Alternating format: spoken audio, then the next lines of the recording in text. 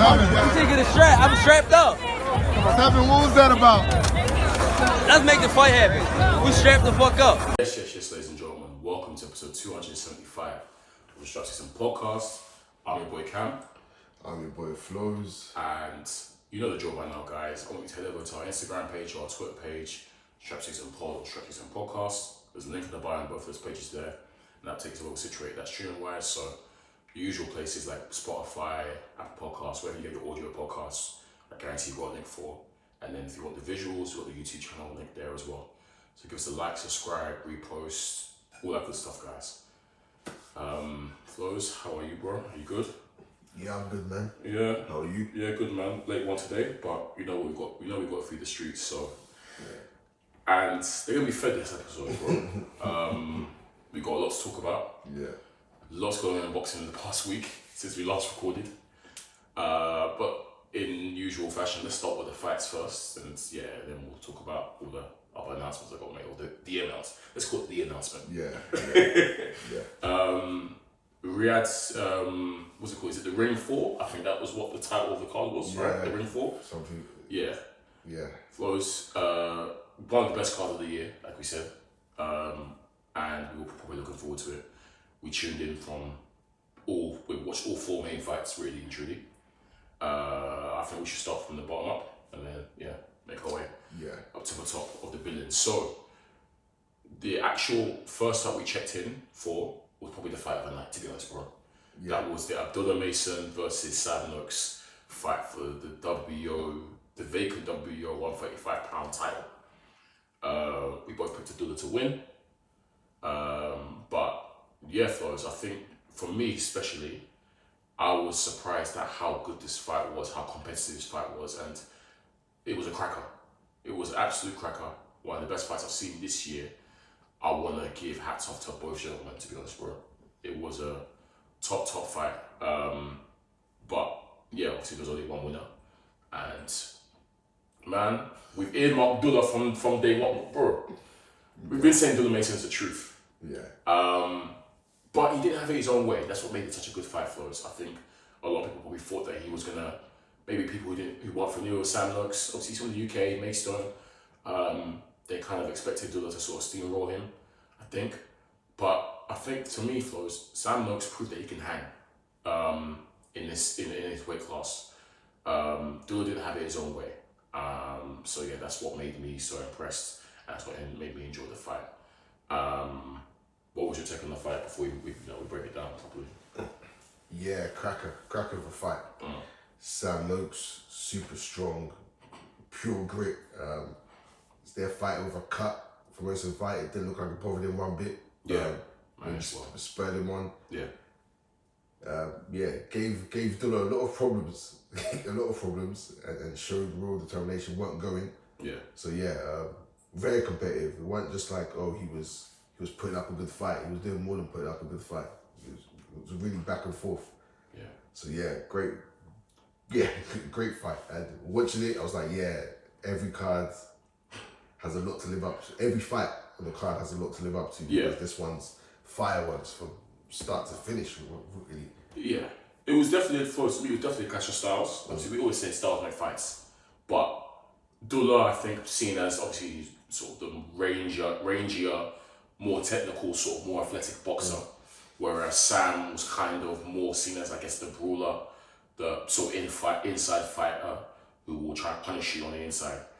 I think Abdullah showed everything, to be honest, bro, in portions. Like, he showed that he could box on the outside, but the reason this fight was so competitive was because Sam, to me, Flowz, dragged Abdullah into his fight. We've seen it before, Abdullah is happy to have a scrap on the inside, but he's acting his best when he's fighting that range behind the jab, using his sort of athleticism and quick reflexes and whatnot. But Sam was able to drag him into that sort of dogged war on the inside.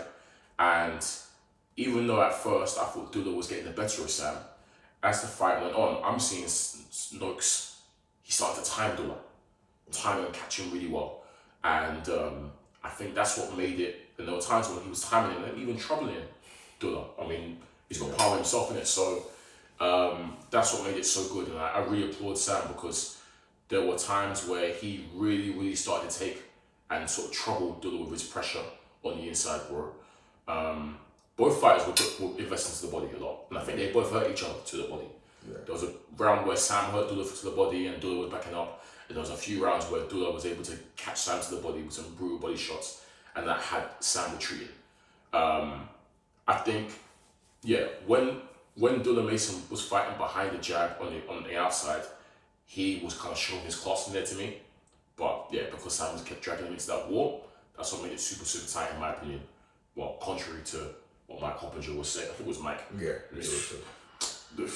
Mike Hoppinger the whole night. We'll talk about the zone commentary the whole night. Actually, it was hilarious. We'll get on to them. Hilarious. But yeah, bro, I think Dula started to. I think after a shaky couple of rounds, I think towards the end of the fight, he then started to sort of regain his composure and started to put a few rounds in the bank again. And I think that accumulated in round 11, I believe it was near the end, where he actually finally hurt Sam properly and brought it back up against the ropes. And he went to finish him. And when they're thinking, it's done, it's here, it's it now. But I think Sam's stubbornness, bro, remember, his stubbornness was just, he refused to go down. And then he was then firing back at the same time as well. So that was a quality round for us, just a top quality scrap. But I think rightfully, on my eyes, I think, and most people's eyes, Dula won that fight. Close fight, but Dula was the deserved winner. I think you agree as well, right? Yeah, look, I think Dula's sometimes a bit too happy to oblige in fighting people's fight because he knows he can do it. Right, yeah. So I think he did get dragged into it and he was happy to oblige and go down that route and fight fire with fire. Yeah. And as the fight went on, where he's finding that he's having some success and maybe hurting Noakes, he's almost throwing a bit of caution to the wind and going for it and then making himself more open as well. Yeah. But yeah, just a great scrap. Sam Noakes, credit to him. Huge big credit to him because I wasn't too familiar with him. Yeah, so I just know he's undefeated, local guy. Yeah. But yeah, he was man impressive. Super impressive. Yeah, obviously Mike Hoppinger gave 3 rounds to Sam Noakes. Yeah. And he was quick to highlight that one of the judges scored the same as him. He was moving like a sick man that night. Because, do you know why I get that as well? It's because the moment Mike Hoppinger read out his scorecard, Sergio Mori said, I guarantee you that's not how the judges see it. And 2 of the judges had it like Sergio, right? Yeah. Closer. And the fans' scorecard as well. I was looking online, most people had it a lot closer than Mike. But the way Mora was quick to cook him, but Mora the whole night was cooking everyone. Yeah. And we've had this before the zone commentary. They like to beef each other on there. It's crazy. I've seen Mora cook Chris Mannix hella times. Yeah. But he was going like Mike. he's like guarantee. How could he go? I guarantee the judges don't see it like Mike. I guarantee. Yeah, he was quoted the ball fight, but go on, sorry. I guess what came to my attention was the fallout of this fight. People's opinions on Dula. I was literally going to say, so obviously Dula's won, champion obviously, and we know Dula's been a high prospect for a while, right? And we don't think he's a hype job, we think he's legit. Young boy, he's only 21, right? He's had a meteoric rise, to be honest, bro. Like, obviously, he's fighting 5 times a year and obliterating competition. Obviously, I think they moved him up nicely. And I'm seeing a lot of comments saying that, Dula's not ready for Keyshawn, for example. He's had a little one-sided back and forth with. Dula's not ready for a Tank who's a fellow champion at 135. Yeah. Even Dula's not ready for Floyd Schofield. I was seeing that as well. Now, let's go through the side. Let's talk about Keyshawn and Tank.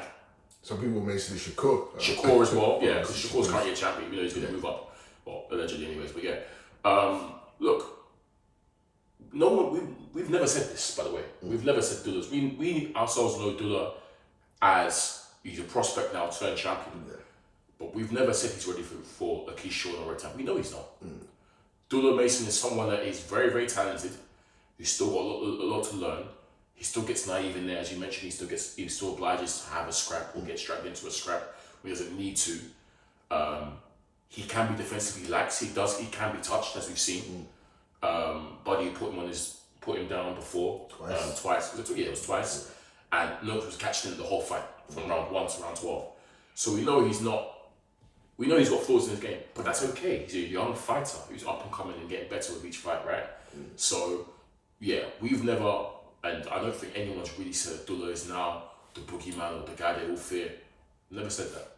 Yeah. I still think Abdullah has still a lot of growing to do, but they're moving him at the right pace, in my opinion. He's doing what he needs to be done and being what's in front of him.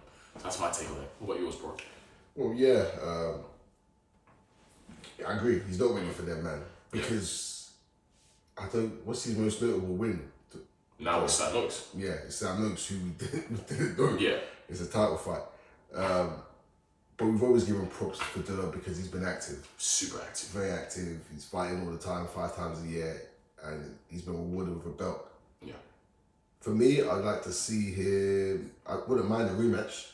Yeah. I wouldn't mind a rematch. Yeah. I think he can do it. Yeah. Clearer. Easier. Cleaner. Yeah. Yeah. Or say like people like Andy Cruz, who's also been about being fast tracked as well. He's been fast tracked as well. He almost needs like a marquee fight, a marquee name now, and you kind of gonna have to throw him in the deep end, really now. Yeah. So I mean, it's time, I guess. He's been jumping up in terms of, obviously this is a jump up from this is Dilla's first time past 6 rounds. Yeah. So it's a step up. Noakes was a step up. Obviously he took it, vacant title, always got to do it. Fully understand that Keyshawn, he doesn't beat Keyshawn, doesn't beat Tank right now. Kid Austin, do you think it's too soon for him? No, I think I feel like Kid Austin is actually a good benchmark personally. Kid Austin's coming off obviously he's injured now, but he's coming off a big win against Tevin Farmer. A win that a lot of boxing heads thought he will really struggle with, and he knocked out Tevin Farmer. Yeah. So, I know, Floyd Schofield Seniors mentioned how, they were destroyed Abdullah Mix. I think that's a good fight to make, personally. Mm-hmm. So, and Kid Austin is around the cusp of looking for a title shot too. So, man, I think Kid Austin, that is a good fight. I think I'd like to make that fight personally. But Keyshawn and Tank, you're not there yet, but that's okay. He's got so many years to go, 21 years old. I don't know why we say Tank's age. because he's the champion at 135, that's fine. Man, that guy retired. But he's currently the youngest active champ, so shout out to Dilla Mason, man. Man, that's a young bull, man. We've been mentioned. I remember when I saw him, I said, he's good. So I'm happy for him, man. And Sam Noakes, I would like to see him again. Yeah. We both agree agreement, and then that was a really good performance. Hold his head high, and he can definitely come again. He can definitely hang, in my opinion. So shout out to both warriors. Bro, this one's gonna be quick. Bam Rodriguez versus is it Martinez? Puma Martinez. This who was calling Puma the whole night. It was killing me. Didn't mention his name once. Flowz, we expected Bam to watch this guy, to be honest, but obviously this is the champion in his weight class. So this was a unification fight. Puma apparently had talked a lot in the build up. Said he was gonna, whatever. I think from round 1, we both laughed. We watched that first round. We said, this is peak. He just didn't look the level. He came in swinging wildly, haymakers, off balance, and bro, I think the only critique you can have for Bam Rodriguez in his performance is he played for his food for way too long. He probably could have ended this in 4 rounds. Let's be real. How can they ask him in the post-fight presser, in ring presser? When did you know that you had to beat this guy? He said from the first round. Yeah. Do you know how rude that is? Well, we all saw it. We all saw it, To be fair, listen to last week's episode. We both said it don't matter who the student is. We said it doesn't matter, hand over your belt to Bam because Bam is the truth. Yeah. And if we would have known about you. Yeah. we would have known about you. Yeah. So look, I don't want to be too arrogant, but we just have that much faith in Bam. Word. That none of these guys are touching him. Word. And it showed again that this was a frying, Flowz. He got battered from, I think he ended it in round 9, round 10 or whatever. Yeah. This guy got fried the entire, didn't win a single round. Yeah. And like I said, Bam was taking the piss in there. He was playing around. Yeah. Showboating. And you're just seeing this guy's face getting more mash up.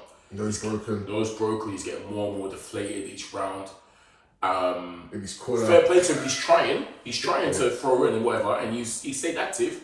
We know Argentinians, they're proud, they're tough. But it was like, we were even saying that the corner might as well pull him out. Or the referee might as well stop it at some point. Because he's Argentinian, I knew his corner wouldn't stop it. I knew his corner and I knew he wouldn't quit. I just had a feeling, but I was happy for the ref to jump in at any point, really. Bam's dance rings around this guy, listeners, and that's what he tends to do. Dance rings around everyone. We saw the angles, we saw the shot selection, we saw the footwork, and obviously, and so far because I'm pretty sure in this corner they said to Bam at some point, yeah, alright, cool, just wrap it up now. And we saw the change straight away where he was actually sitting down in his shots properly and looking to get him out of there. Let's talk about the stoppage. Look, beautiful. How can we all collectively go, ooh? Yeah. The guy's thrown, Bam slipped it, counter shot, just automatic. It was actually automatic, just like, drop this guy. The guy didn't want, even the round before we said he went to this corner, and they're talking to him in his corner, he's looking deflect, he doesn't want to carry on. I think they put corner box, how are you, good? And he hasn't really answered. Like his eyes, you can see his eyes that he doesn't want to do it. So the moment that shot landed for us, he dropped, I said he's not getting up. He probably could have gotten up, he's so rude. But he himself knew he was defeated. So, wonderful stoppage. How many times, guys, have we been coming this pod and waxed about Ram Rodriguez and about how underrated he is low-key? That he's not talked about enough. I think boxing heads, they're tuned in. It's more the casuals, I feel. Because when we hear the best fighters in the world, we hear the same names, but I don't really see Bam in terms of casual talks about who's the best in the world or the best.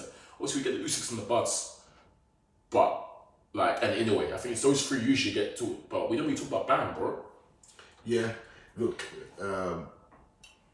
First of all, look, I do want to give credit to Martinez because he didn't really fold in the sense that he was constantly throwing. Yeah. He was constantly throwing haymakers, trying. He was tough because he wasn't going down.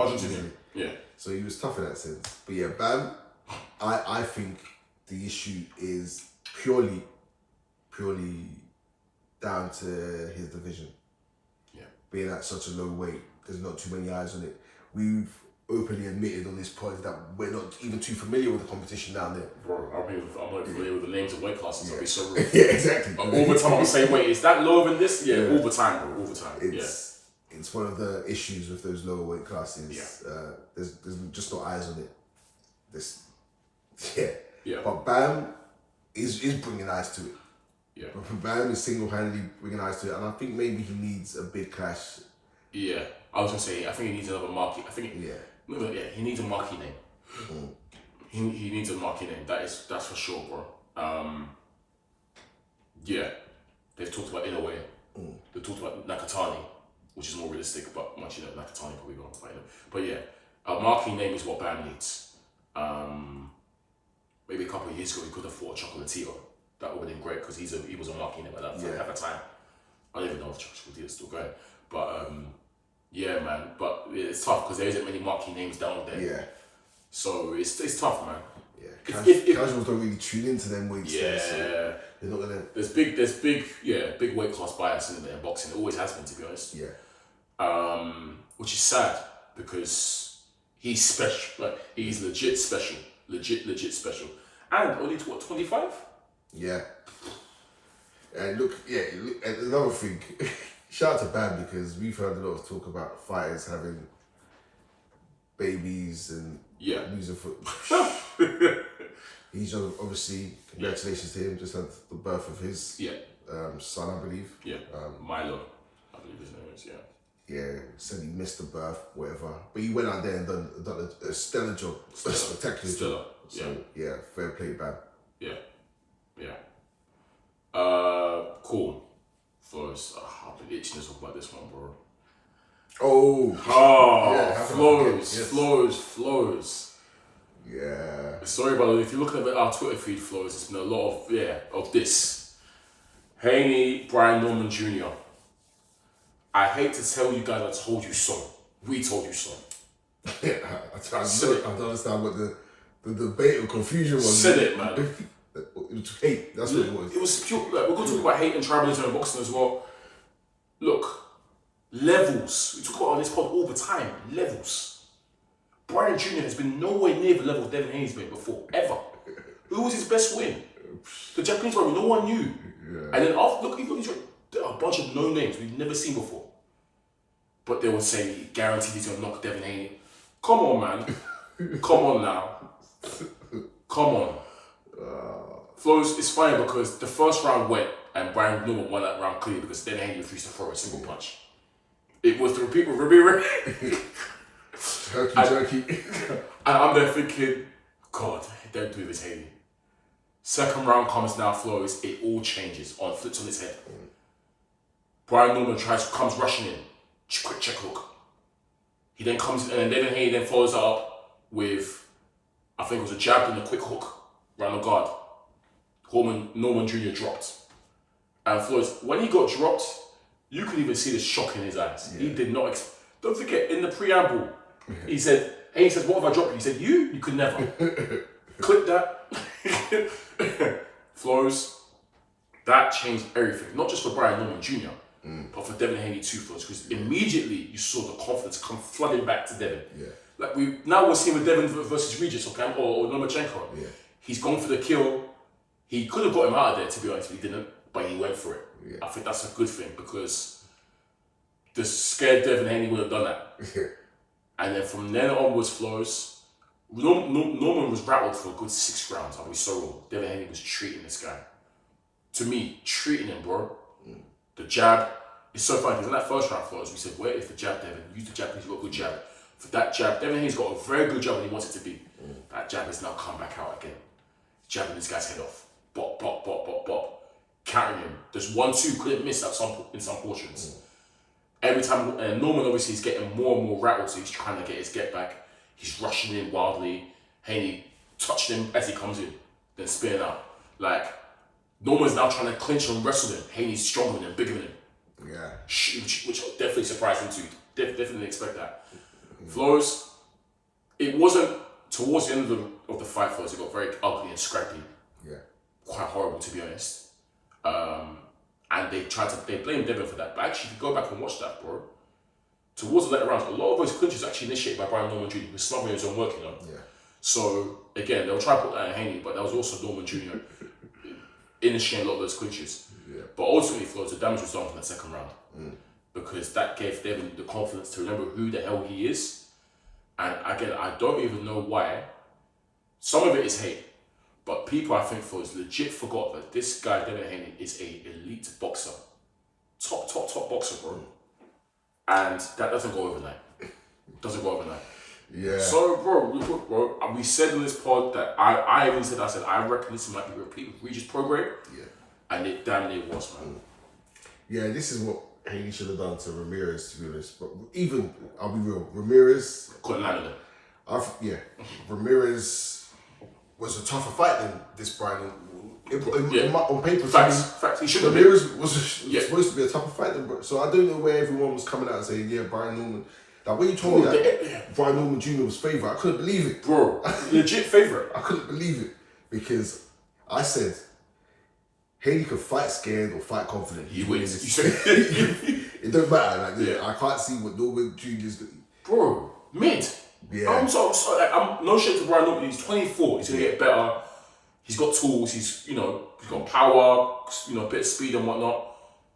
But I'm just watching someone like you can see the how much he's like just so limited, bro. Yeah. You're seeing the different things Devin has to his game, and you're watching a Brian Norman Jr. and I'm like, this is a mid pack, bro. Like bereft of ideas, no plan B. I think the plan B was to try and wrestle with Devin, but again, he wasn't really getting the better of him there. Yeah. Like, there was nothing else coming, bro. Yeah. Well, he did change his approach on entry because he was getting caught with a check hook, and he managed to almost avoid that to a degree, but then the jab started piecing him up. He couldn't deal with the jab, but he avoided getting caught with that shot that hurt him badly. So I'll give him credit for that adjustment. But flat-footed.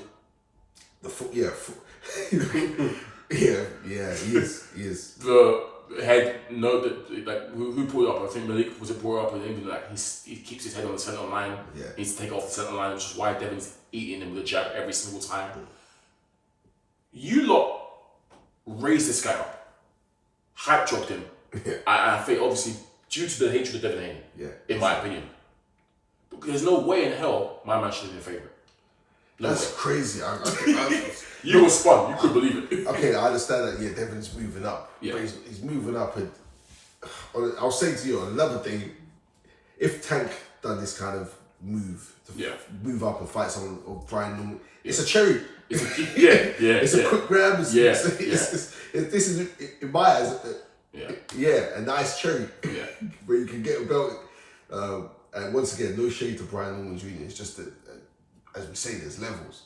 And look, Haney did come in there scared from round one. Horrible round one. We're not gonna. We still have to address that. Yeah, he came in scared. He's not fully back, but I think this is gonna go a long way to us seeing Devin, because they've even said, like, even when he was obviously winning rounds, the times he got caught, he's making it look like it was a big shot because of like the way he's like retreating and deer in the headlights kind of thing. So in fact, it may never come back first. That boy doesn't want to get hit. Full stop. He doesn't want to get hit. But the thing is, it's hard to say because he's not scared to get in the ring with anyone.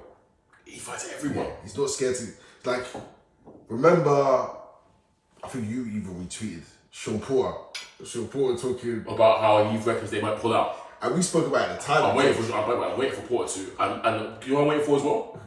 Tim Bradley. Oh, do you know what he was? Tim Bradley's I can't wait for Tim. Nah, because the way he was cooking the Haneys. I'm waiting for Bradley and Tim and Sean Porter's review. I expected from Tim, but when we saw it from Sean, because at the time he said that, it was like, this is crazy, Sean. From you, Sean.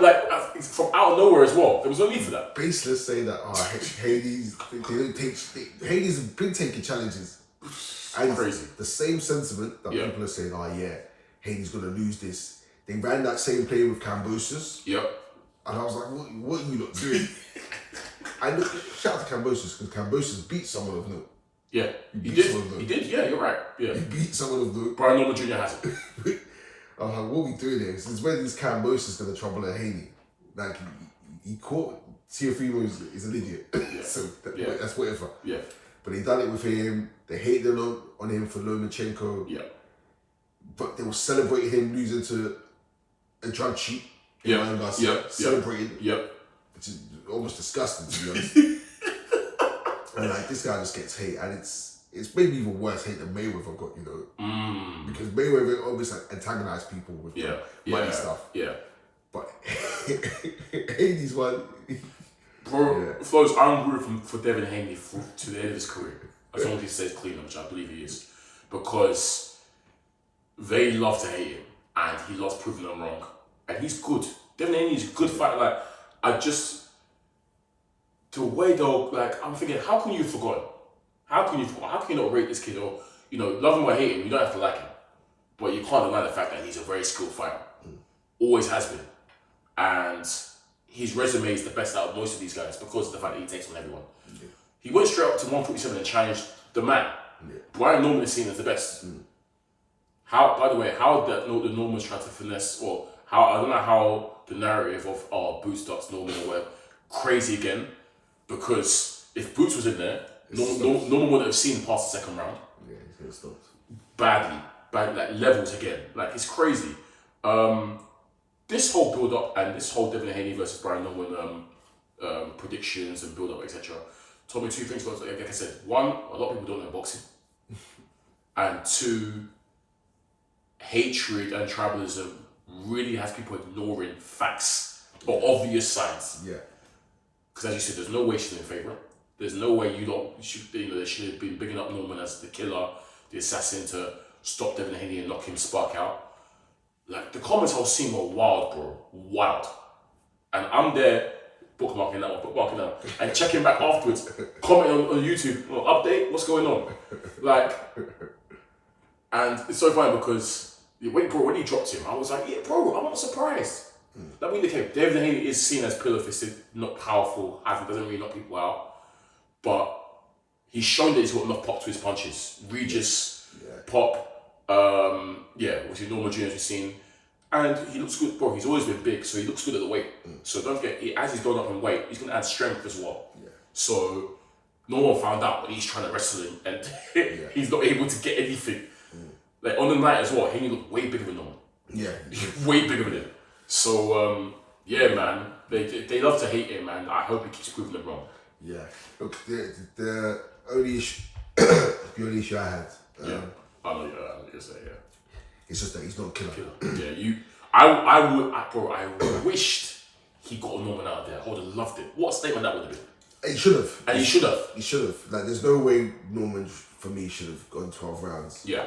That's a key. Which is crazy. That shot shifted his eyes were all over the place. Bro. And Haney went for it. He tried to get him out of there, but he doesn't, I don't know, for some reason he doesn't have that killer shot selection in those situations. Again, as well, Flowz, I think partly as well, they're still that scared, obviously, of he almost held back it a little bit. Yeah. And for the rest of the fight, he kind of, apart from one round, the rest of the fight, he actually held back on really pressing because he could have. And he actually allowed Norman to finally get his legs back and get his wits back. But I think due to that scared of the PTSD of Ryan Garcia, he's going to be, I think, defensive first. Yeah, he's always has been. Even with Regis, he dropped Regis twice. Yeah. Didn't get him out of there. Yeah. So that's not in his nature. He's going to win the boxing fight first, and that's fine. Yeah. That's boxing. He's a boxer first and foremost. Yeah. Fair, yeah. But the issue then is when you're not a killer, is people are going to use that against him. Right. And we've seen the comments from people still hating Conor Ben. Let's talk about Matchroom. Matchroom. Let's talk about Matchroom. This is Matchroom as a whole. What segue, Flowz? Because hey, obviously, Hearn and Ben were in the crowd. There was rumours that Ben might come into the ring if Haney wins. Yeah. It's so funny because you saw the reaction when the drop happened. Ben was shocked, and they were both shocked. They couldn't believe it. And then during the middle of the fight, we're seeing Ben do the whole sleepy pillow thingy against Hearn and whatnot. Yeah. After the fight now, Conor Ben, who has been going on this tour since the Eubank win, saying he wants all the Yanks, he's called out Barrios, he's called out, who's the other champ? Rollies. Yeah, Rollies. He said he wants the winner of Barrios, Ryan Garcia, blah, blah. And he said he also said Haney can get it too. Now, Ben is now claiming that he doesn't want to fight Haney because he's boring. The fans don't want to see him. He's boring to watch. He wants guys who, come forward and bring excitement. Yeah, right. Word to Corral. Conor Ben, that is a duck. That to me is ducked, quite duck soup. Because Haney's going to piece the hell out. He's going to really. Yeah. Haney cooks Conor. I'm so sorry. Haney will give him a lesson. And he knows it. One of them, man. Wait, what? You talking Barrios and Rollies too? No, I'm about to say it. Okay, yeah. Tio. Yeah. Look, he knows himself. The reason he's coming out now with his talk of, he's boring to watch, I don't want to fight him, is because he's going to fray you. Give him a boxing lesson and cook you. So, smart approach, let me focus on someone I can handle. But I'm disappointed in Eddie Hearn, bro. Yeah. That's what I'm disappointed, because I expect that from Conor Ben. Nasty. Conor Ben knows that he can't beat Haney. But for Eddie Hearn to come out and say, he basically just character assassinated Haney in his ability in the ring, right? And said that, it's boring, no one wants to see that, too defensive, etc.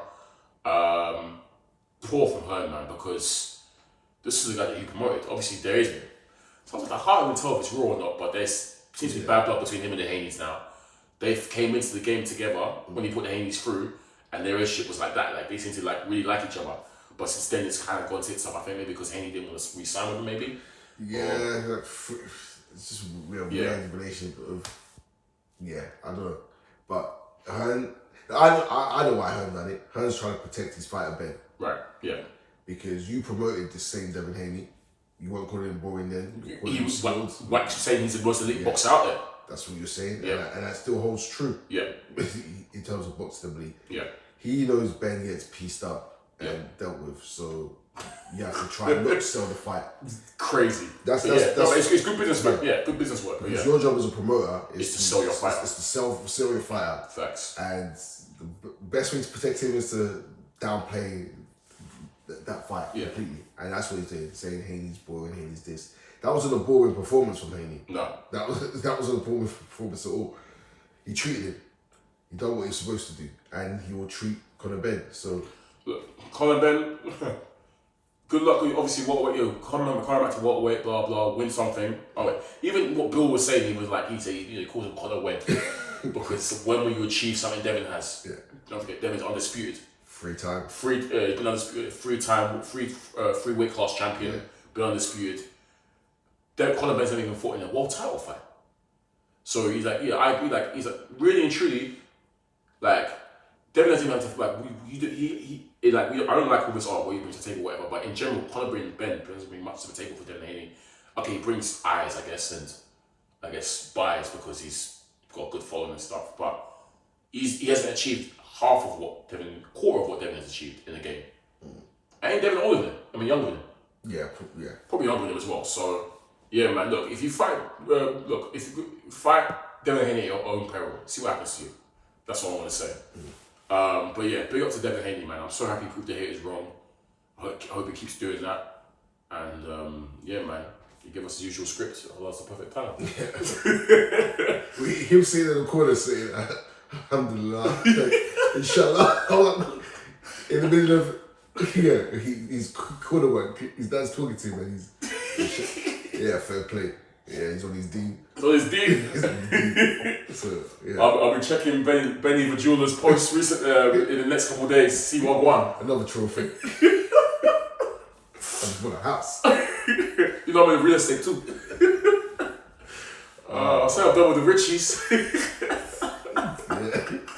He's hilarious. Oh, man, influence, man. The best. Alright, Flowz, main event time, man. Yikes. Oh man, this one was painful. Look, no one expected Yarde to win, really and truly. We did it. We did it. Cool, we did it. We were quite clear last week. We really want Yarde to win. Yeah. But Benavidez is gonna win. I kind of expected. I think we both expected like a competitive fight in portions, war. But Benavidez will break him down just due to the engine and volume later on in the fight. And that'll be it for Yarde, but he'll give a good account of himself. Like he tends to do in all these big fights. In fact, he always does. Yeah. Flowz. I don't even want to be harsh because you can say it's an embarrassing performance from Yarde. You could say that. I don't. Yeah. Same, you're the same, bro. Flowz. It was one of the most one-sided beatdowns I've seen. Yeah. And to me, watching it, Flowz, it was painful for me at times seeing Yarde go through that punishment. Benavidez absolutely destroyed him. Showed levels from round one to when it ended. I thought the tactics from Yarde were appalling, to be honest. You're there willingly going and chilling on the ropes. Waiting, trying to... I don't know, one of my boys called it the New Michelle. Always called it the New Michelle, bro. Yeah. Because that Newham show was getting obliterated. I don't even know what it was. We called it the Newham show. What do you call it, Flowz? Whatever it was, there was holes in the shell. There was holes in the flipping shell, bro. Like, he was trying to catch a counter. Like, I don't know what he was trying to do off the ropes, Flowz. Getting no talk behind his punches. And Benavidez is there just looking at him thinking, cool. Boom, boom, boom. Firing off 20 punch combos on his head top. 3 uppercuts. Yarde held one time. You've never seen anything like this before in our life. I think Yarde held one of his hands trapped. Yeah. So Benavidez used his other hand and spammed 20 uppercuts in a row and the belt unanswered. Never seen anything like it. It's like Yarde invited Benavidez to. Benavidez, we know, is a pressure fighter who throws hella punches and combinations at speed and power. Why is Yarde now going to invite him on to do that? Crazy. So he got obliterated, absolutely obliterated. By round 5, Flowz, I'm just seeing lumps upon lumps on Yarde's face. Yeah. It was peak, man. It was so sad to see because it's like, we were calling for Tunde to throw in the towel. We even could have said the referee might have stopped it earlier, you know. Yarde's, he's been dropped twice. Obviously, the second time afterwards, the referee, I think, has finally jumped in and called it a day. But it was a really bad performance, Flowz, and a performance that kind of showed, even everyone's expectations was that Yarde would at least give Benavidez good rounds and be competitive. It looked like Yarde was an amateur in there compared to Benavidez, bro. And that's sad to see. Man. Yeah. Oh, that was painful to see. Look, usually, I was watching that thinking, look, at some point, Yarde's going to bring the storm. No, just there's going to be a period where Yarde really sticks it on Benavidez. Yeah. Because that's what he tends to do. In all these losses against Kovalev, empty the tank now, Beterbiev, even the first Lyndon Arthur loss, there was a round where he gave Lyndon Arthur hell. Yeah. And Arthur survived that. So I was thinking at some point, Yarde's going to just go for it. Yeah. That didn't even happen. And usually, off that, his stocks always rise after a loss. Always. Yards. His stocks have dropped. Plummeted. Because it was a stinker. Oh, man. Like, he was doing these tippy-tappy shots, the jab, no purchase behind the jab. Oh. Just touching like he's shadow boxing in there, or like he's doing mitt work. Like he's sparring. Like he's doing mitt work with Tunde, or no, he doesn't with Ade. Yeah. Like there was no purchase behind these shots. He was trying to box on the back foot. He was doing this new shell on the ropes. So much so that Benavidez is telling him, "Yeah, hit me, swing. Let's go. Let me feel your power." Benavidez is quite pleased, and he wants to go machine for machine with it. He's beckoning him. That's when I've said to myself, to wrap this up. Yeah. Because Yarde is known for being a serious power puncher. And Benavidez, even after said he didn't feel nothing. Yeah. He didn't feel anything. He didn't look like he felt anything. All these. And I said this is dumb because Benavidez doesn't even respect Yarde's power. Doesn't even respect his power. So what's the point? Yeah, what are we doing here? We're gonna have to snatch Yarde's power chains. I can't. Wait, what? We have to snatch his power chain. What? Yep. It gets like that. You know what I mean? Because you're not a power puncher, and someone's telling you, yeah, hit me. And they're not even feeling it. They're walking through the shots. Oh, don't finish me, man. Look, I'm ready to snatch anyone's power. That's crazy. The chain's been snatched. That's what you prove otherwise. Yeah. Damn. You can earn it back. Yarde, though. Yeah, Yarde. It gets like that because even before the fight, I was thinking, Yarde, it's still that it's hard to say if he's like a one-pipe boom. It's because he doesn't always sit down in his shots. Right. He doesn't sit down in his shots. When he does though, it's leave. Yeah, when he does. But he likes to do the slick boxing but when he wants to sit down in his shots, yeah. But it felt like Benavidez broke him down so much that he couldn't even.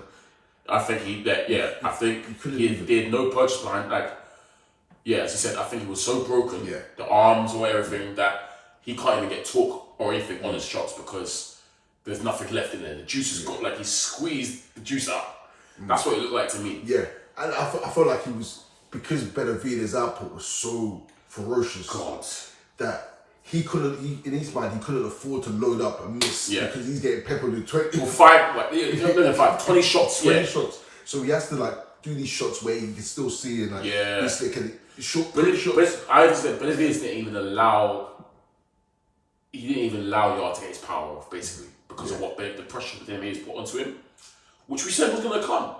Bro, Benavidez. And it came early. It came from round one. Usually it takes a bit longer, but he put on him from early, and doesn't help that Yarde's corner work is what it is. Those we have to talk about it because they're killing Tunde. They're killing. Deservedly so. Tunde. Did you see Flowz? Repeat the advice that he was hearing until they give Yarde. He said, "You're lying."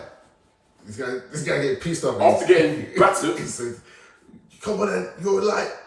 No, we've said it before. The Tunde doesn't offer no tactical instruction. No instruction. And we've given Yarde praise and also given him pelters for Tunde. To be honest, I think the praise of the loyalty. We know they have an amazing bond. We like them together. But we've said from early Flowz, cool, have him in the camp still, but don't let him be the main tactician in there for you. Yeah. Because he doesn't offer that. He offers something different, I think, maybe more motivational and whatnot. Yarde's kept him in that head tactician role. Yeah. Even when he brought in, what's his name? He brought in James Cook. James Cook, yeah. But James Cook was on the side. Yeah. It wasn't. It was still Tunde. Yeah, it was still Tunde. Look, man, that was such a bad performance, Flowz. that I'm even thinking, even like I was there thinking, Yarde, you might have to call it a day now. Oh, what? No, because no. Let me explain myself, yeah. Let me explain myself. Let me explain myself, yeah. The reason I say that, Flowz, is Yarde's not young. He's been around for a minute. Yeah. This was his third time of attempting the world title. I think we can all agree that he's not world level and he's not going to be world level. I think in terms of winning the title. In these fights, these title fights, Flowz, even though he's dished out good punishment, bar this Benavidez fight, Yarde's taking a lot of punishment too. Stopped by Kovalev, took punishment there. Dropped and stopped by what's his name, Beterbiev, took punishment there. And then what Benavidez done, then Benavidez actually even surpassed what Kovalev, and Benavidez did Yarde worse than Kovalev and Beterbiev. Yeah. Infinitely worse. Well, he wasn't spawned out though. He was spawned out against them, man.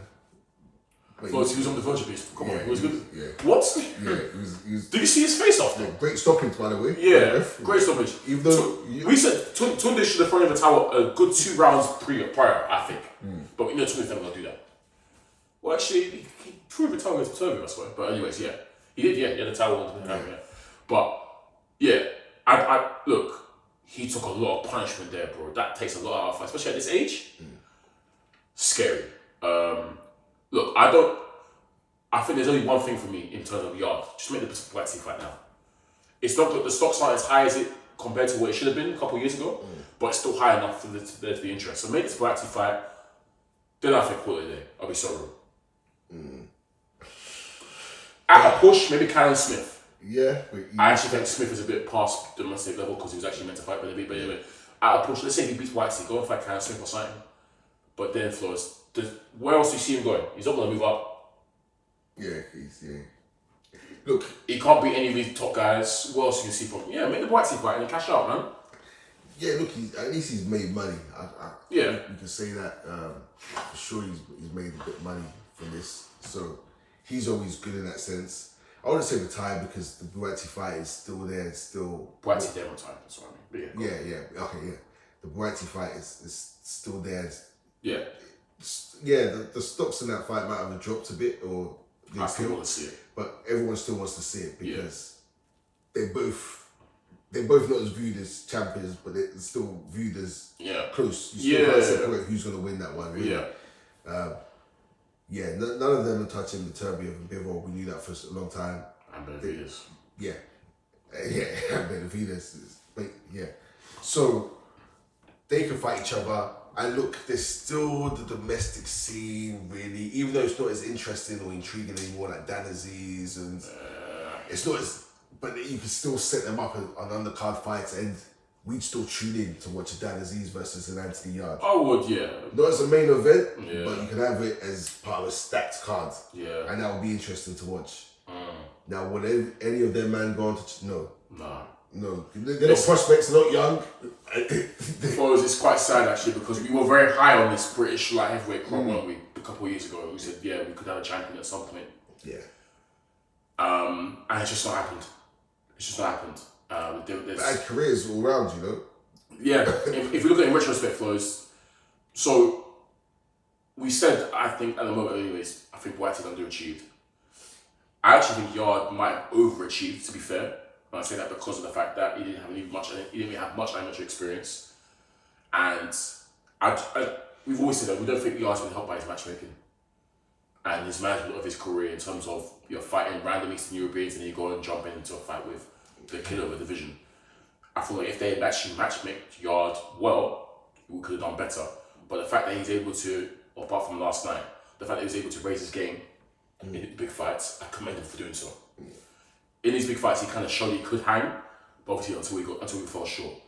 But yeah, a lot of these guys, Flowz, didn't go on to achieve what we want to achieve, and not the best careers so far, anyways. And then obviously, it's not helped by the fact that there was 2 monsters in the division, now joined by a third one, to be honest. So it's a bit peak. But yeah, it is what it is. Let's talk about the monster, Flowz. he's a real problem, man. There's no two ways about it, bro. He's a serious issue for anyone. Yep. He can take a punch. He has been dropped before, twice I think, but you know he's recovered, been able to recover well. But the offensive output is disgusting. I've never seen any, like, he throws the best flurries and combinations in the game today, in my opinion. Flowz. It's all spiteful. It's all hurtful. Yep. And he will legit throw 20 punches out of nowhere, Flowz, unanswered. Like, he doesn't even tire. Like, usually you wait for a touch, he's in gas out. He doesn't even seem to gas out. And he gets stronger and stronger each round. He's bigger than everyone else as well. Yeah. Strong. Flowz. It's a flipping problem. Yeah. Canelo will never fight this guy. Yeah. And we moved past that. I've given up. We moved past that. Yeah, I look, I don't even want to see it because I don't want to see it. Part of the reason was we've always said Canelo's biting on more than he could chew in the division he's playing around with. Yeah. Benavidez was a weight bully. Still is argument. Yeah. There's such a huge disparity in the dimensions. It was crazy to watch. But because they were both operating around the same division, it was only next thing for Canelo. If you're going to operate in that division, you've got to fight the man there. Yeah. And he absolutely refused to. Cool. That ship has sailed. I would even say the only person who gives Bivol and Beterbiev trouble outside themselves is Benavidez. Facts. He's like before it was just them two. But he can beat them. I'm not saying he won't. Yeah, he can. He's the only one. And because they're aging and on their way up, he's getting better and better. Yeah. Because this Benavidez... He's only 27? Yeah.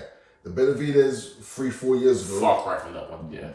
You used to reckon. He's proven to me, because I was like, you guys have to prove it to me. Yeah. And then address those defensive issues and... Yeah. And you know what I like him with Flowz? He doesn't duck no one. Yeah. He fights everyone. He's right. In fact, Flowz, he's being ducked. He's being ducked. People are shook with this guy, you know. And what I like about him, Flowz, he doesn't want to wait around no more. Yeah. He waited for Canelo for time, didn't get it. So, cool, 175, then grab something there. He wanted, Bivol was what he wanted. He wasn't meant to be Yarde, it was or Smith. It was Bivol. Bivol vacated. So they elevated him. Yeah, to do the trilogy, basically. Yeah. And then he had surgery, got injured, I think. Beterbiev also got injured as well, so I think he's coming back from injury too. So, I think, now for him, he's like, okay, I can't be able to wait around for you to sort out your issues. Yeah. Give me a bunch of names. Cool. Gone up again. Now it's the end of his fight phase. Now he's going to go and challenge Zurdo Ramirez at cruiserweight. I've been saying that Benavidez will end up at cruiserweight anyways. So I didn't expect it to come this early. But now he's challenging Zurdo for his cruiserweight title. Two of them. Zurdo got 2 belts. He's challenging Zurdo. I feel so sorry for Yarde retired, by the way, because you know he's fighting another scrub. Yeah. I don't know how he's so hard to get fights for. Anyways, Benavidez is going up to challenge Zurdo for 2 of his belts. And he probably will win. That's a cracking fight. It's happening on Mexican Independence Day weekend. Benavidez is trying to become the new Mexican face of boxing. And I think he will be.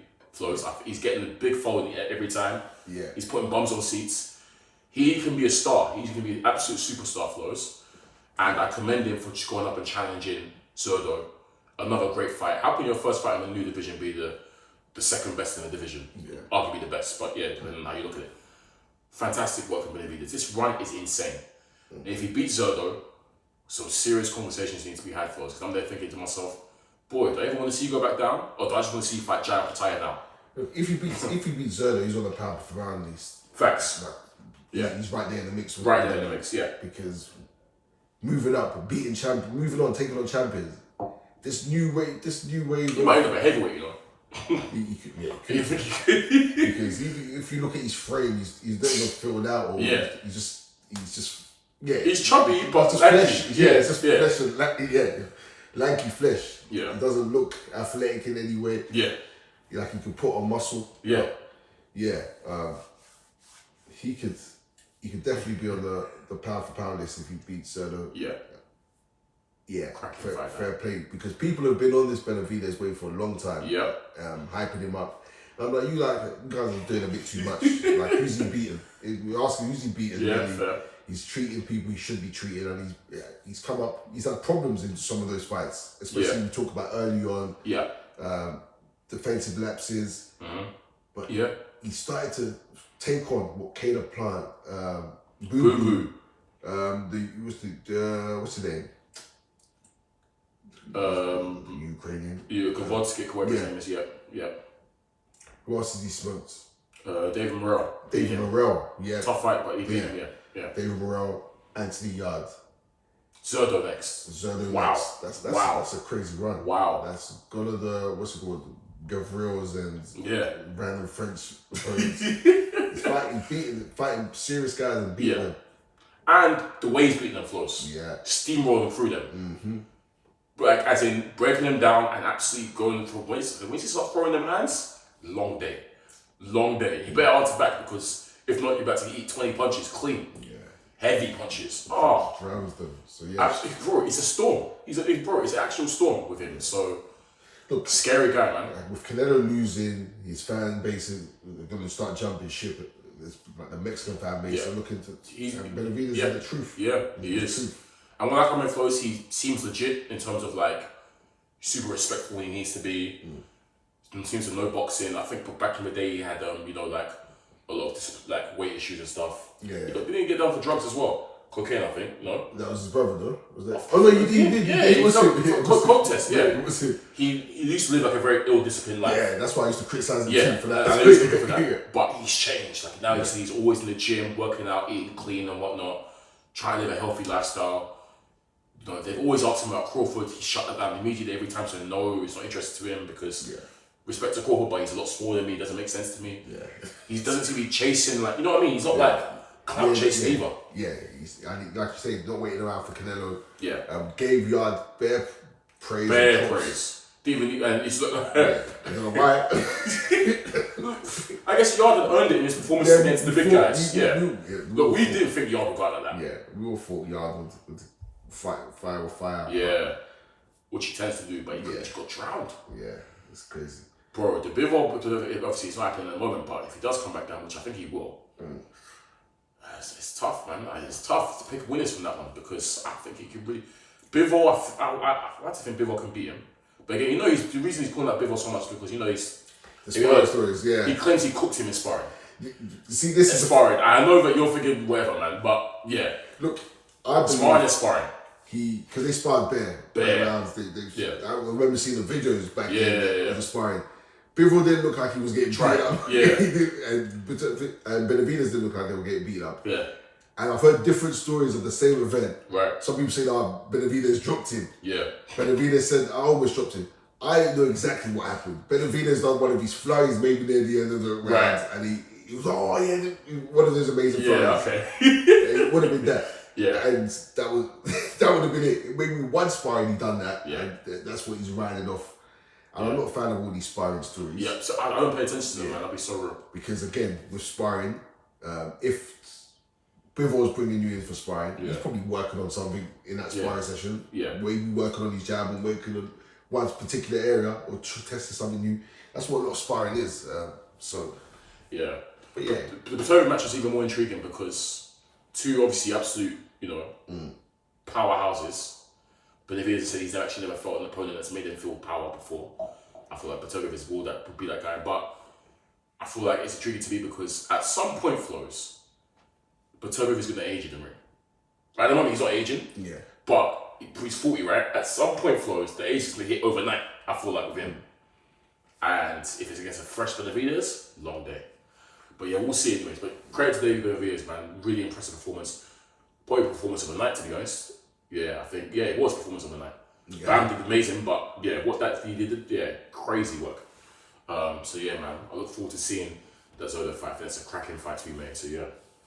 Let's quickly talk about next week. Two fights I want to bring to your attention. First fight being Ben Whittaker, the surgeon, fresh off that Matchroom signing. He's back, making his Matchroom debut against a guy called, let me get his name up correctly, Benjamin Gavazi, never heard of him, from Germany. 19 fights, 13 wins by KO, 1 loss on his resume. Who did he lose to? He lost his debut actually, his pro debut. But undefeated since then. So I don't really recognize people on his resume, I'll be so real. So yeah, unknown quantity. Should be comfortable for Ben, no? Yeah, should be. Welcome party. You envision another typical Ben performance, which was split opinions. Yep. Showboating. Yeah, showboating. No, maybe bust a KO at some point. Yes, I think every Ben Whitaker fight Flowz. Obviously, you do want to point it out, but yeah, now Ben Whitaker, I'm going to take a close eye on his shots and whether he's, stopping man in their tracks, or if it's accumulation, if he's keeping these guys off him, because I think that's the question mark now, whether he has enough power to keep these guys off him. Yeah, look, if you look at all Ben Whitaker's KOs, the refs jumping in or just giving it to him anyway. Yeah. But yeah, and it's always dragged on a bit too long. So if he's gonna do the showboating, this can't go beyond 6 rounds. You've got to do it and look impressive because you're expected to beat these guys. So just outboxing them and treating them isn't enough. Yeah. Quickly, we spoke about obviously the crop of British light heavyweights that we had high hopes for that haven't really got to the expectation. Ben Whitaker is part of the crop, but he's obviously a newer generation. Yeah. Expectations for him, Flowz? Do you have him? Any? Future world champion? Or no? He's young though. He's younger than all of them, right? Yeah. I think so. Let me see how old he is. I guess that is the expectation. It is the expectation. You can't say it's not. Silver medalist, right? Olympics, so yeah. That's definitely expectation. Well, he's 28, yeah. And you've done the talking, you've got the hype behind you. Yeah. Anything less is failure. Really. Fair enough. Or just underachievement. I mean, if Whitey was tipped as future world titleist, and he got bronze, was it bronze? Whitey medal? Yeah, he did medal. Was it bronze? Was it bronze or silver? Yeah. I'll check. But if Whitey's medal, then you Cody's got silver, right? Did Cody get silver or bronze? No, Cody was bronze. I think that was bronze. I think he was silver, no? No, bronze. Okay. Yeah, Whitey bronze as well. Yeah. And he was tipped as well too. But Whitaker, same thing. I think same expectation. Yeah. You have to have that expectation. No, that's fair. When you've come through with the showboating and having attention, flashy. Yeah. Anything less. Okay. But yeah, matchroom card on the undercard as well. Wait. He's got a new tap. What the Luffy tap. Yeah. The Luffy tap. He loves it. Yeah, man. Yeah, man. You got the Luffy X. Yeah.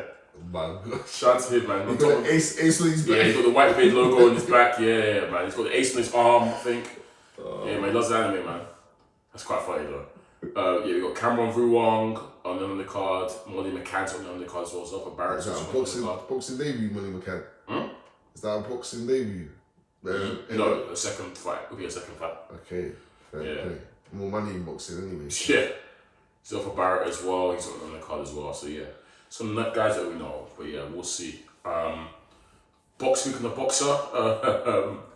Obviously, Ben Whitaker's old promoter. They're also making a debut of sorts on it's the first, it's on BBC. So big time boxing back on BBC. Their first card, headlined by Fraser Clark versus Jamie TKV. Man, good heavyweight fight, I think. Obviously, TKV acquitted himself very well against Adelaide. We anticipated a rematch there, but it didn't happen. And Adelaide went and fought Herkovich, and got stopped by Herkovich. Fraser Clark's ticking away, I guess. Man, I expect Fraser to win this, but TKV looks quite impressive against Adelaide, so I think TKV will give him a good showing, I think. Yeah. But I expect Fraser to win this. What are your thoughts on this one, bro? Yeah, it seems like a good fight. Winner fights David Adelaide, I'd say. Yeah. Make that happen. Yeah, I like that. Yes. I expect it to be Fraser. Yeah. So obviously him and David Adelaide. David Adelaide is leader with both of them. So make it happen, man. Yeah. Cool. Alright, Flowz, sticking with heavyweights. Yeah. We're gonna talk about it, Flowz. The announcement that's happened and the press has been kicked off, the date's locked in. I think we were both very surprised. Okay. I'll think for myself, I was surprised. Yeah. Obviously, it's been spoken about before, but in the end, obviously, when Jake Paul 10 got announced, I never forget Kam. That's that AJ talk was nonsense. I literally thought that was just her, obviously being her, and just selling it and just drawing up interest. But obviously, Jake Paul's been looking for a new project since the tank thing fell through.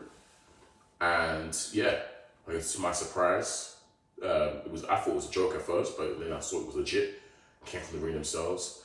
And then AJ went and confirmed it himself, and they're thinking, fair enough. Jake Paul on December 19th is fighting Anthony Joshua. And this is not an exhibition, listeners. This is actually an official professional heavyweight fight. I think it's an 8-rounder. I'm not surprised. 3 minutes, 10-ounce gloves. Everything's legit. This is going on resume. This is going on records. It's a pro bout. Flowz, your reaction, please. Yeah, look, I've had the fortune of bracing myself for this because I could see it coming. It's been teased. It's been teased. I know it's been teased, but the more it's been teased and talked about, I was like, yeah, this is actually gonna happen because if the tank one could happen and AJ's not dismissed it, AJ's entertaining it too in the conversations. I was like, yeah, this is gonna happen. So yeah, it's here. It's been announced, and I've got to. Got to give the same energy. We said we'd be fair. Even when it was teased, we talked about this before. We cut AJ for it just being teased and said, if this happens, we're cooking you. Have to cook you. And I'm going to say, in fact, I've been pondering. AJ, if you lose this, retirement isn't enough. Retirement isn't enough punishment for you to look. Like, what should you do? What should you do? I don't know. Let me not say something crazy. But retirement isn't enough because you got to leave the country. You got to leave the country. You got to delete everything. Look, the fact that he's taking this on is damn near enough, and it shows that AJ's career is done and dusted. It's done and dusted. He's retirement plans. The hunger's possibly gone. I don't know what to say. I don't know. I think his career is coming to an end. I agree with that. Like I said, there's one fight we want to see. Really intrigued. One fight. I think that's better buried now. I think who knows? It could possibly happen next year. Yeah. Don't forget, this is also subject to the other party, and we know the other party is just equally. Just yeah. If not worse. Even worse. In fact, even worse. Yes. The reason why it hasn't happened, I think, is because of the other party. Yeah. So I'm talking about AJ for you, obviously, listeners. It's just, to me, Flowz, I just don't like the look, man. AJ is seen as one of our boxing's prime stars.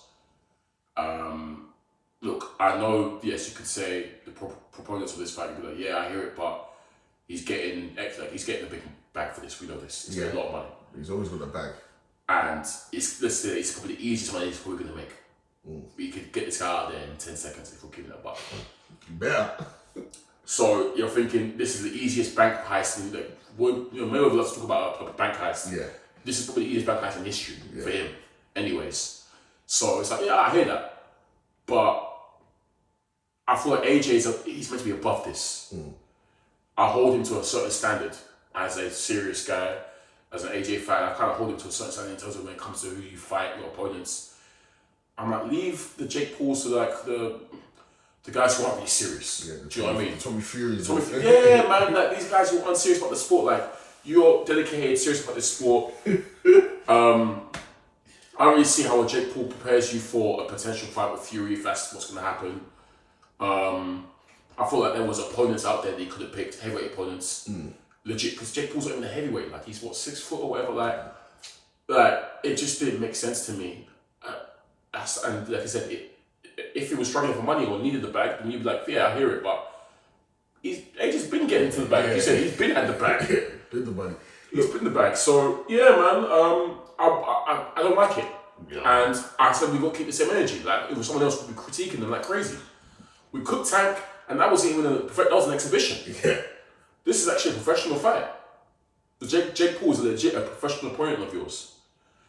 So yeah, man, I'm not a fan of it. I'm not really going to support it, bro. I haven't tuned to the end of the pre. I've seen clips.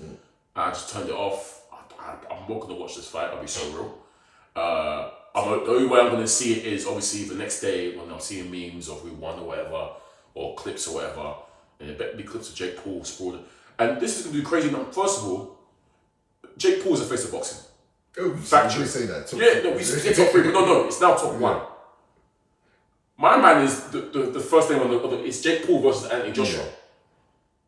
Yeah, he's the A side. Yeah. It's like Jake Paul is the A side. Yeah. There was no stipulation. AJ's not allowed to weigh more than 245 pounds for this. So A side. He's even made A side demands. AJ's been what 250. 255, I think. Yeah, about 255. He has been 245, I think, time ago. I think maybe the first Usyk fight, whatever. But yeah, but he's not allowed to be more than 245 for this. So the fact that even a weight, how can weight limit? Can you do this? How can a non-heavyweight move up and then enforce a weight stipulation in the heavyweight division where there's no weight limit? Heavyweight have to make weight. Jake Paul is the A side and Jake Paul is the face of boxing. Making a heavyweight make weight. He even slapped on this is the Floyd Mayweather, Gervonta Davis type demand that you can't do this on the B side. Yeah. He's gonna get his way. Crazy. Fair. Look. Crazy. Jake Paul, I'm not even mad at Jake. Yeah, no, you can't be mad at Jake. In fact, Jake Paul... He gets props. He gets props and bravery, but two, actually, at the same time, you're a sick man because... let's be real, like... your face might get caved in. Like, he shouldn't be fighting. Like, this is dangerous for him. Yeah. But props for taking it. This is great, like, amazing look for him. So this isn't do crazy numbers because of the fact that everyone's tuning in to see Jake Paul get flattened. Or to see AJ get cracked. But it's Jake Paul. Let's be like they all like. I don't think anyone's even contemplating that AJ might get cracked. No, there are people. I've seen people saying that Andy Ruiz done it. I'm screaming. Jake Paul's been cracking heavyweight. You see videos of sparring of Jake Paul cracking heavyweights and dropping them, treating heavyweights. Yikes! But these are random heavyweights. It's AJ, yeah. That's why I say the type isn't enough. Flowz, if AJ gets rocked or dropped, I might collapse, you know. That's Flowz.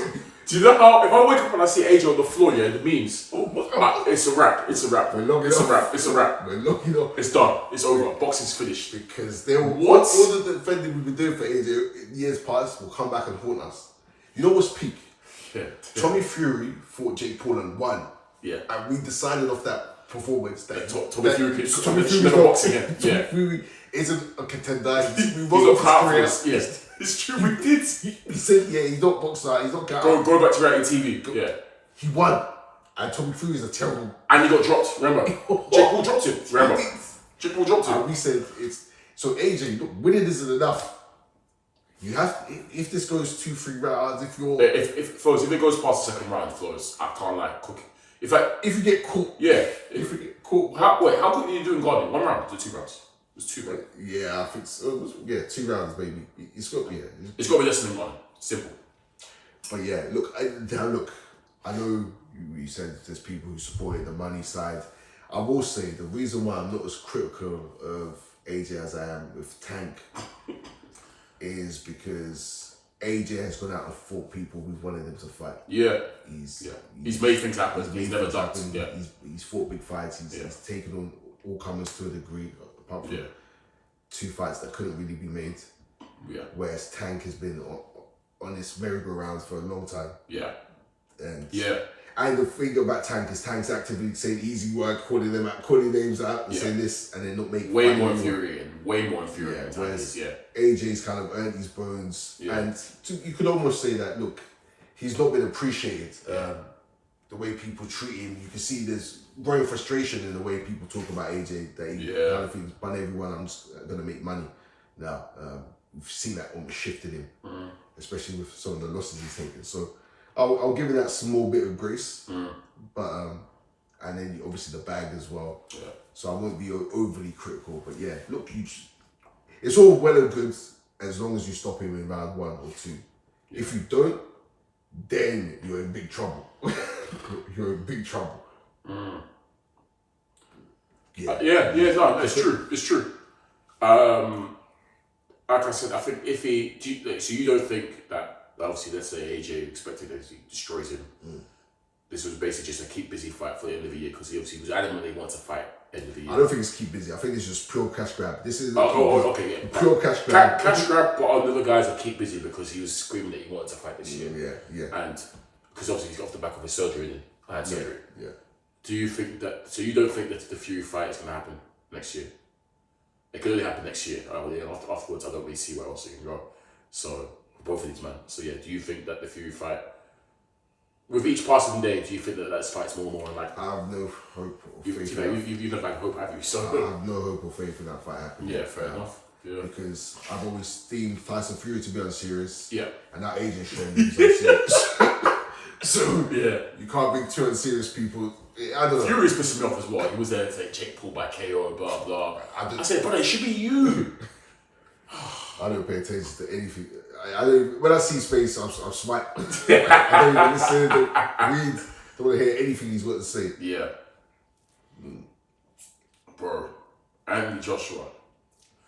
AJ could end up doing something that will shake the sport to the core if he loses. Bro, the boxing's finished. As a whole, finito. Boxing's finished. Done out.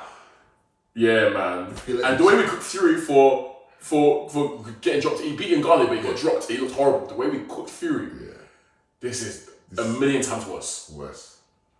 Yeah. I started laughing. I said, "Yo, imagine if Jake Paul does it, or not even beats him, but like rocks him or drops him." Oh, yeah, crazy. But in fact, if he wins Flowz but gets rocked or dropped, he should still call it a day. I'm sorry. Yeah. Call it a day. Can't get touched by Jake Paul. Nah. Jake Paul is looking at you like food. Jake Paul is and it's so funny, bro, because Jake Paul's last fight, when he called out Javante and AJ, and we said, Jake, you're a funny guy, you know. How can you call it middleweights and then suddenly go from Tank to AJ? But he's made it both happen. Yeah. Yes. Jake Paul's a needle mover in boxing, face of boxing, A-side. I respect it. Yeah. Big respect. And what's funny is, Flowz, he will end up fighting Canelo too. Yeah, he will. He probably end up fighting Canelo too. I think Jake Paul is now on his, this is almost, to me, obviously, this is such a big bag for him and a big name tag on his resume. Even if he goes and loses, this could be the start of him winding down his boxing career. I think he's cashing out as well. Yeah, this could be him winding it down now because there's actually no need to take this unnecessary risk. Yeah. He's making good money beating up the MMA guys. So this is a crazy risk for him. So I think it's time to wind down. Maybe if he can nick a Canelo fight at the end of it, that'd be the perfect career, bro. Yeah.